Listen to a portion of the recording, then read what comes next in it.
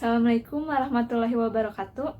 Perkenalkan, nama saya Fadila Oktavia, NIM 2007805, jurusan Pendidikan Teknik Bangunan, Universitas Pendidikan Indonesia. Di sini saya akan memaparkan mengenai materi manusia dan agama. Video ini dibuat untuk memenuhi ujian tengah semester mata kuliah Pendidikan Agama Islam. Selamat menonton. Manusia dan agama. Apa sih itu agama? Yang pertama, ada definisi agama secara leksikal. Dalam perkembangannya, agama sebagai sebuah kepercayaan atau keyakinan seringkali diungkapkan dalam istilah yang beragam. Ada istilah agama, religion, dan juga ad-din. Adapun kata agama itu sendiri berasal dari bahasa Sanskerta untuk menunjuk pada sistem kepercayaan dalam tradisi agama Hindu atau Buddha. Secara etimologis, kata agama menurut beberapa teori berakar dari gam yang berarti pergi, sebagaimana kata gan Belanda dan go Inggris. Setelah mendapat awalan dan akhiran a agama, pengertiannya berubah menjadi jalan. Ada juga yang mengartikan agama berasal dari dua kata, yaitu a yang berarti tidak dan gamma yang berarti kacau, sehingga agama berarti tidak kacau. Maka dari makna etimologis di atas dapat diartikan agama merupakan jalan atau suatu peraturan yang bertujuan untuk membimbing manusia mencapai kehidupan yang lebih baik dengan jalan Tuhan. Yang kedua ada religion yang berasal dari bahasa Latin yaitu religere.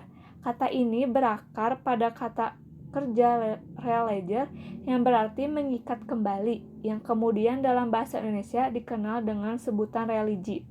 Dari istilah religi ini sangat erat kaitannya dengan sistem yang menunjukkan hubungan yang sangat terikat antara manusia dengan Tuhannya.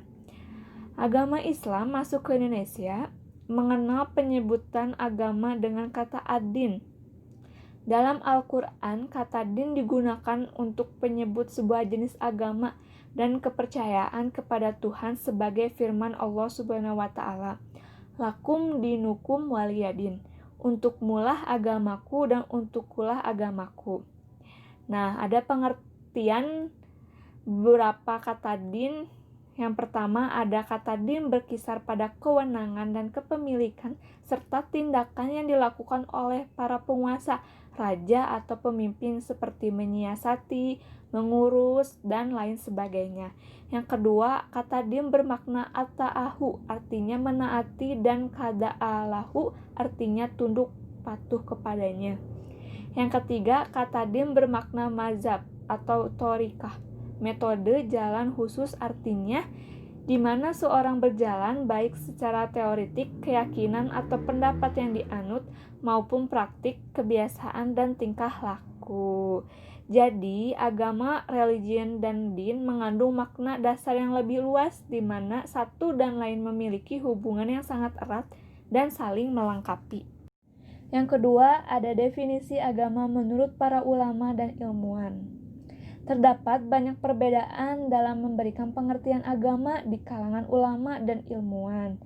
Nah, definisi agama yang sangat dikenal di kalangan ulama Islam yaitu agama adalah undang-undang ketuhanan yang berfungsi untuk menuntut orang-orang yang berakal sehat untuk memilih kebaikan di dunia dan keberuntungan di akhirat, menurut Muh Abdullah Daraz. Nah, sedangkan di kalangan ilmuwan barat, ada perbedaan definisi agama. Yang pertama ada Cicero dalam buku tentang undang-undang berkata, agama adalah hubungan yang dibina manusia dan Tuhan. Yang kedua ada Taylor dalam buku Peradaban Masyarakat Primitif berkata, agama adalah percaya kepada hal-hal yang bersifat spiritual. Yang ketiga ada Max Muller memaknai agama sebagai upaya untuk menggambarkan apa yang tidak mungkin digambarkan dan mengungkapkan apa yang tidak mungkin diungkapkan, yakni memandang hal yang berkesudahan yaitu cinta kepada Tuhan. Dan yang terakhir, Immanuel Kant dalam buku Agama dan Batas-Batas Akal berkata, agama adalah perasaan tentang kewajiban-kewajiban kita dari segi pelaksanaan perintah-perintah Tuhan.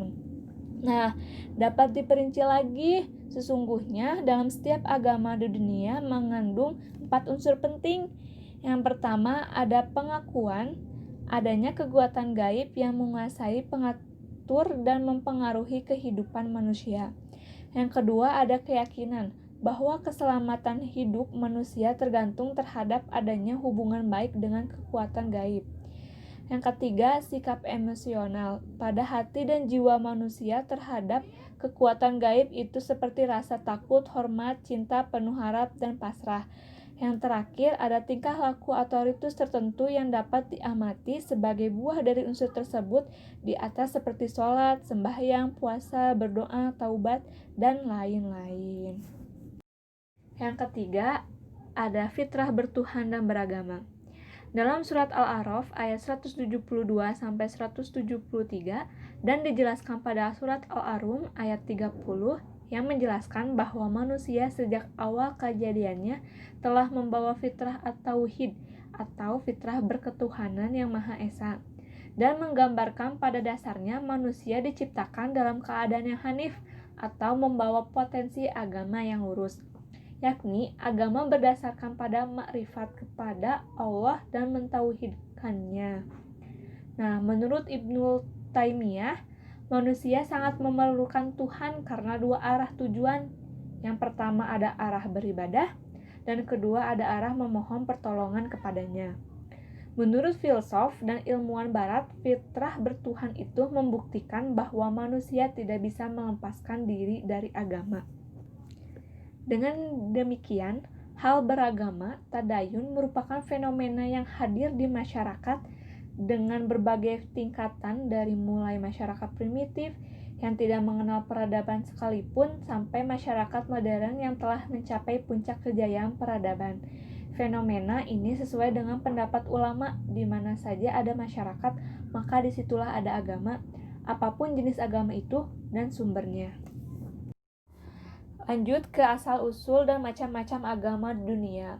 Kebutuhan manusia akan hal yang bersifat supranatural dan keyakinan menjadi dasar perkembangan berbagai bentuk agama dan kepercayaan yang ada di dunia. Nah, asal-usul dan macam-macam ini dibagi menjadi dua. Yang pertama ada supranatural dan kedua keyakinan. Yang supranatural ini dibagi menjadi ke dalam 3 jenis. Yang pertama ada animisme, yaitu kepercayaan kepada adanya kekuatan yang bersumber dari roh nenek moyang. Yang kedua ada dinamisme, yang artinya kepercayaan terhadap adanya pada benda-benda bertuah. Yang ketiga ada politeisme, yang artinya kepercayaan kepada banyak dewa-dewa. Nah, yang keyakinan ini dibagi menjadi dua. Yang pertama ada agama samawi. Samawi artinya langit, yang bersifat monoteistik sehingga bersifat politeistik. Yang kedua ada agama ardi. Ardi artinya bumi, yang bersifat daulistik atau bersifat politeistik. Oke, lanjut ke Islam sebagai agama para nabi. Islam sebagai agama para nabi dibagi menjadi 3 macam. Yang pertama, Islam sebagai agama yang bersumber dari Tuhan. Yang kedua, Islam sebagai hidayah. Yang ketiga, Islam sebagai akhir zaman. Yang pertama, ada Islam sebagai agama yang bersumber dari Tuhan. Islam pada hakikatnya adalah penyebut bagi agama-agama yang Allah Subhanahu wa Ta'ala turunkan melalui para nabi dan rasulnya sejak Nabi Adam alaihissalam hingga Nabi Muhammad Shallallahu alaihi wasallam. Nah, banyak ayat Al-Quran yang mengenai pemahaman yang ditegaskan oleh Allah, yaitu yang pertama ada pengakuan Nabi Nuh alaihissalam, yang kedua Nabi Ibrahim alaihissalam dan Ismail alaihissalam, yang ketiga perintah Nabi Musa alaihissalam kepada kaumnya, yang keempat doa Nabi Yusuf alaihissalam, yang kelima pernyataan para sahabat Nabi Isa alaihissalam yaitu Hawariyun, yang terakhir ada ikrar keislaman Ratu Saba. Yang kedua, Islam sebagai hidayah. Nah, yang Islam sebagai hidayah ini dibagi 2 macam. Ada hidayah Allah untuk manusia. Yang kedua, Islam satu-satunya hidayah agama dari Allah Subhanahu wa Ta'ala. Yang pertama, hidayah Allah untuk manusia. Menurut At-Tabatabai dalam Al-Mizan fi Tafsir Al-Quran, hidayah dibagi menjadi 2. Yang pertama, hidayah takwiniyah yang berkaitan langsung dengan urusan penciptanya. Yang kedua, hidayah tasyri'iyah yang berhubungan dengan urusan-urusan syariat, yakni petunjuk kepada akidah yang benar dan amal soleh.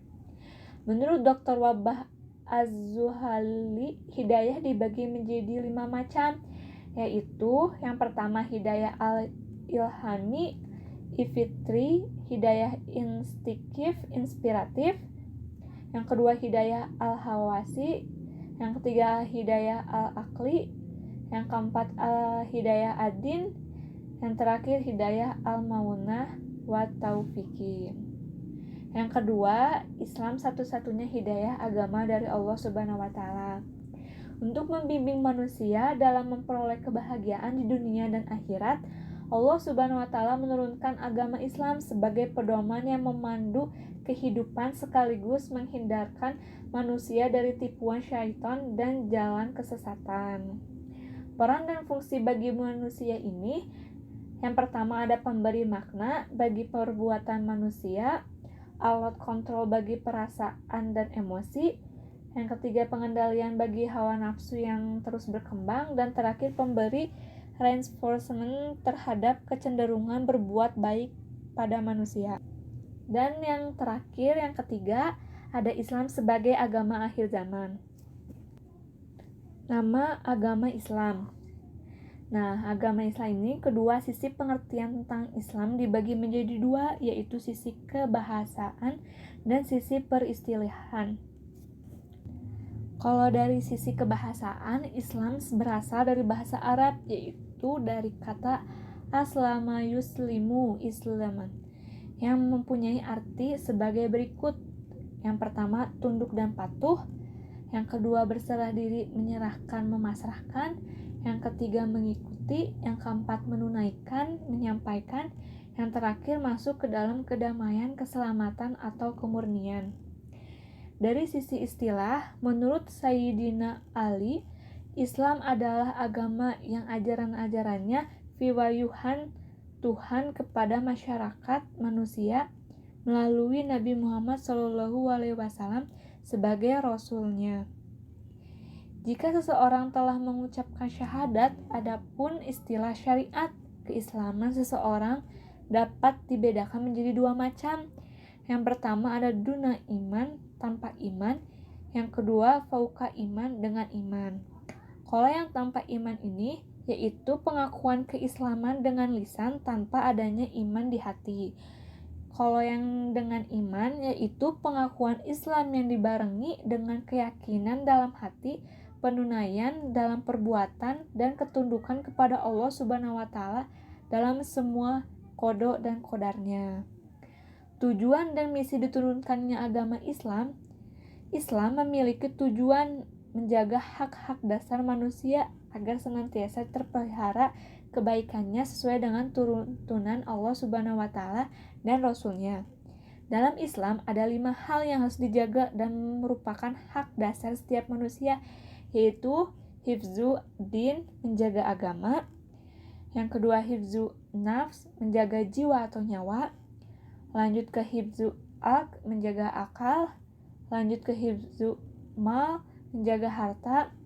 Dan terakhir hifzu nafs, menjaga keturunan. Adapun misi ajaran agama Islam, yang pertama ada misi akidah, kredial. Yang kedua misi ibadah, ritual. Yang ketiga misi akhlak, etika atau moral. Dan terakhir misi muamalah. Sekian materi yang saya bisa paparkan mengenai manusia dan agama. Mohon maaf apabila ada kata-kata yang salah pengucapannya. Sekian dari saya. Wassalamualaikum warahmatullahi wabarakatuh.